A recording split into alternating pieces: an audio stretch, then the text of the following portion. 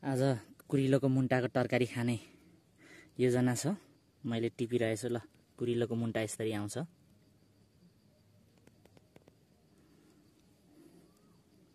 यो चाहिँ निकै अल्गो भएछ, टिपी पनि सकेको छु मैले।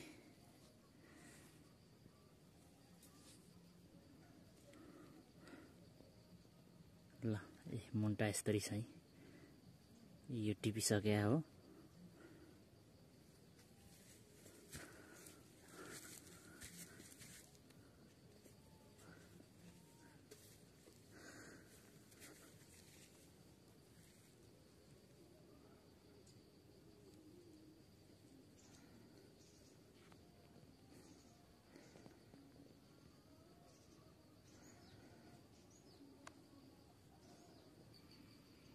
ल मैले टिपिसकेको छु कुरिलो।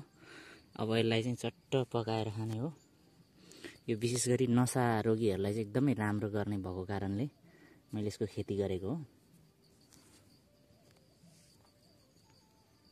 यस्तो यो ठुलो भन्दा मलाई चाहिँ अलिकति यस्तो यो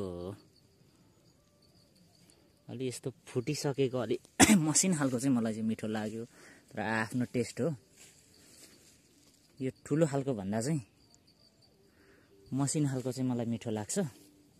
त्यही भएर मैले अलि फुलाउन खोजेको यसलाई। अलि खाने भन्दा अलि छिपी गएछ, खानु नहुने अलि भइसकेछ, अलि ढिलो भएछ।